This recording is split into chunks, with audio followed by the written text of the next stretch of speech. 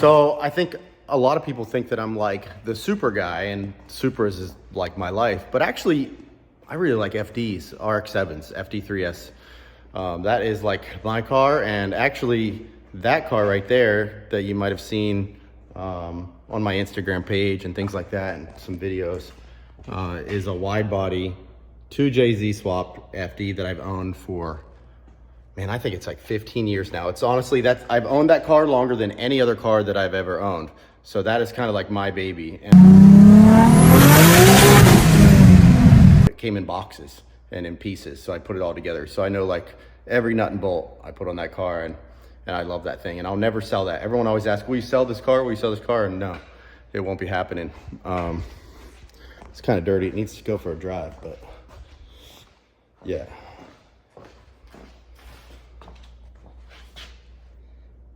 So it's a Burnout Shine. I think it's Shine is the company. Burnout wide body 2JZ swapped FD.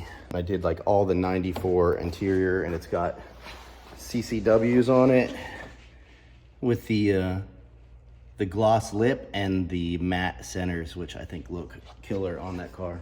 I know a lot of people don't like that all blacked out look, but I love it. On that car, it like matches the whole personality of the car.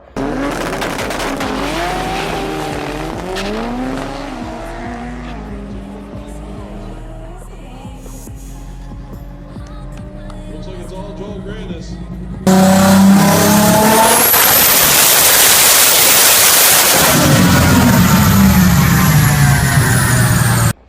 And then I got my rotary car. So the 13B car makes like 700, somewhere around there.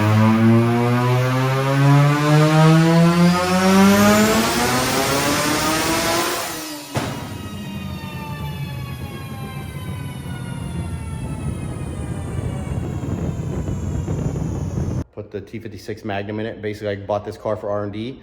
I wanted to have like a higher power 13B car to prove that the transmission would work well. And these rotary kits are actually starting to catch on now. The T56 Magnum kits that I do, the GR700A kits for these rotaries are starting to catch fire and starting to do well. So my FD collection is actually just as big as my Super collection. So I have those two cars out here in what I call my showroom. And then in the back, I have my R&D car that was gonna be an LS swap car. And I had an LS swap car about 20 years ago that I bought actually down here in Melbourne, Florida. And I regret selling that car more than any other car that I've sold. So back here, along with my dad's 57 and Eli, my son's Supra, as I call it. Where are we going? It's an NA car, 5-speed.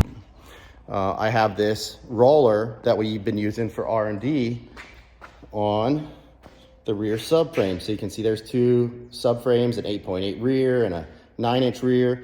So we have the subframe out of this car. And once I get done with it, I'm probably gonna get that LS in there. And then I'll have the trifecta. I'll have the 13B car, I'll have the 2J swap car, and then I'll have an LS car.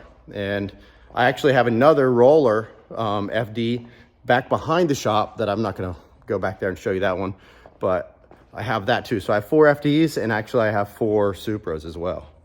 So I'm an FD guy just as much, maybe a little bit more than a Super guy, to be totally honest. I really love FDs.